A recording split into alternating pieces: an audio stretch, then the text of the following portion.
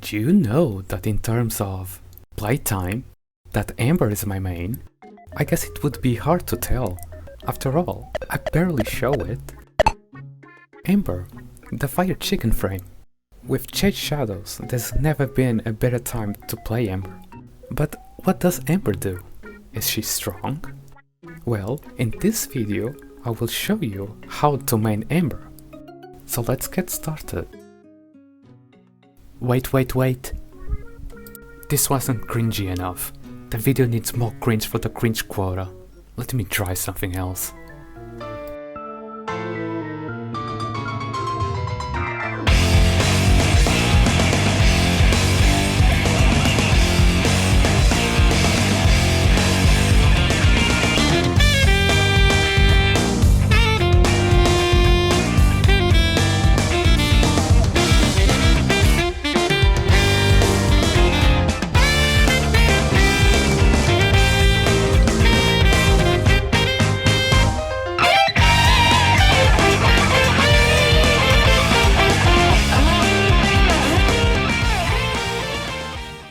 Let's start by understanding what she does. Her passive. Any enemy with a hit proc gives her 5% strength. It's literally free strength. What do I owe you? Nothing. It's for free. Free! Fireball. Her 1. It shoots a fireball that procs heat. Yeah, just that. Like this. Watch. Immolation. Her 2. It gives you damage reduction depending on how hot you are. So I guess I won't get any damage reduction. You can increase the rate that it grows if you press 1 or 4, and you can decrease it with your 3. But if you reach max heat, your energy starts to get drained. Fire Blast, her 3. It serves two main purposes. The first one is that it strips enemy armor. Even at 0 heat, you still strip 50% armor, but if you are at max heat, you strip all the armor. The second use, as I said before, is to reduce your heat level. Casting it removes 50% of the total heat value.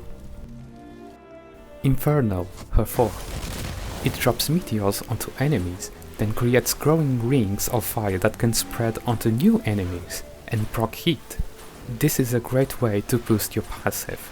As a last note on this ability, you don't actually use energy if you don't hit anything with this ability. So, if you have her 2 on, and you use this ability while looking down, you can, for a lack of a better term, preheat your Ember. Get it? Because please don't close the video. Since Ember is a hit-based Warframe, it makes sense to briefly go over hit inheriting. To put it simply, the first hit proc attributes are carried over to the next ones. Why is this important? Well, not only can you increase the damage of hit-based abilities, but you also can give them Bane attributes. Here's a side-by-side of her 4 on the same enemy, but the right one is primed with an epitaph with hit damage modes and a Bane. Ember doesn't really need this to be viable, but if you want some extra damage, there's always the option. Finally, let's see which augments Ember has. Fireball Frenzy.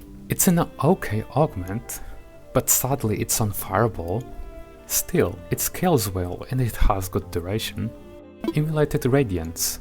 I think the damage reduction that allies get is far too small. I don't recommend it. Healing Flame. Man, I don't know what Pablo did, but this augment went from useless to pretty much a staple in my opinion. I highly recommended it. Purifying Flames. I think this augment is now outclassed by Healing Flame. Sure, you can give status immunity to your teammates, but the duration is so small. I wouldn't bother with this one. Exothermic. This augment is divisive within the community, but my honest take is, the more enemies you're going to fight, the better this augment gets. So if you're going to run missions in Steel Path, I think it's a good choice. Now for builds. I have to put an obligatory disclaimer that these are just builds that I like to play. You can build however you see fit. So the first one is a beginner-friendly build for those who want to test Ember out. It's zero forma and doesn't require any shards or arcanes. For augments, I recommend the Exothermic and Healing Flame combo. As for the build itself, max efficiency and some range is a good starting point to play Ember. If you want to slow some arcanes though, Guardian helps when you can't upkeep your Overguard, since Guardian can't proc on Overguard, any eruption for that Firequake experience. Next one is my go-to build nowadays. The same duo of augments, and I decided to subsume Nourish. Yes, it's a very basic choice, and you can argue that Ember doesn't really need the extra energy, but this makes the build feel more comfortable to me. Arcane Vitality as usual for the double hit proc. As for arcanes, augmented for more strength and efficiency, since with Overguard this is simply free duration. So overall it's a very tanky and comfortable build to play. If you want to go into memes though, you can keep the build as is, but replace Nourish with Sickening Pulse. Going further with funny haha builds, this is a triple augment build with Thermal Thunder. Why Thermal Transfer and not Fireball Frenzy? Well, in my opinion, Thermal Thunder is a better ability overall. It's faster, it has more AoE, and the buff is still refreshable without having to cast it again. But this build is more energy hungry than the other ones. And finally, if you don't want Overguard, this is the build that I used before Jade Shadows. It was meant to tank with both shields and health, and as such, it's a more spammy build archetype. And just like my go-to build, Nourish is here just to make it more comfortable. And finally, as for shards, I recommend at least one casting speed. This makes Ember feel much smoother to play. Personally, I use 2 casting speed, 1 energy warp efficiency, 1 equilibrium and 1 duration. As for weapons that work well with Ember, well, I believe Epitaph is the best primer for Ember. It's easy to use and it has a good range. As per hit inheriting rules, slot as much hit percentage and Banes for the maximum value.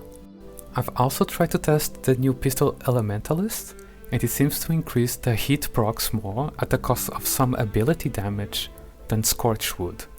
Since I can't be sure which one is better, just slot which one you prefer.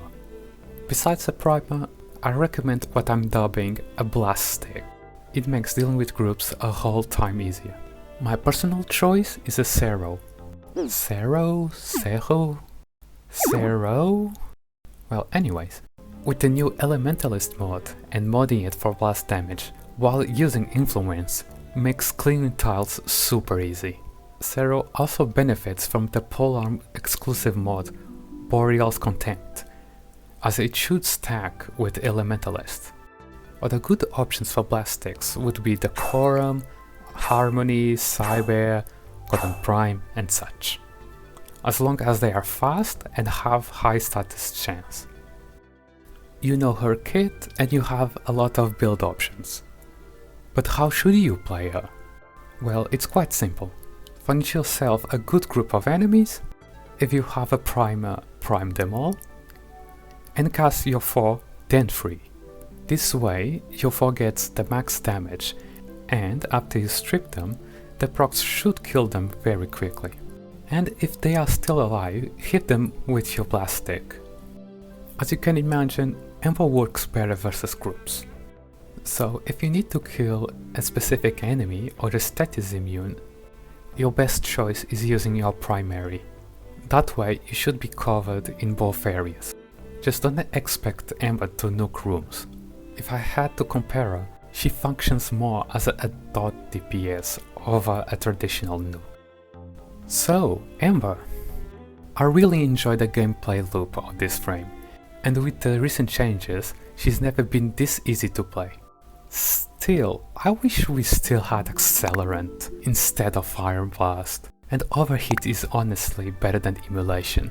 But who knows, Maybe Pablo will make an accelerant augment for Fire Blast.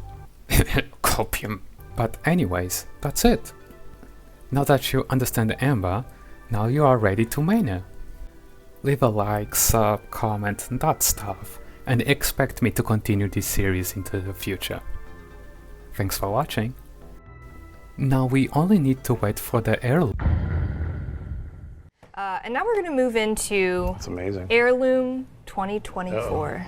We are looking forward to this. So last year we debuted Heirloom at TennoCon, and we were really excited about these really premium looking skins and this whole package. But as all things in Warframe that bring us joy, it actually does start with the community. Yes. We saw this piece of art from the lovely Cleo Natrin. Cleo Natrin. So this, when we realized that obviously the visuals, and why don't we take a look at her in game? Oh, right. Sorry. Forgot I was doing this. We've been staring at the Yeah, so this is her in. Uh-oh. But look at this molten FX.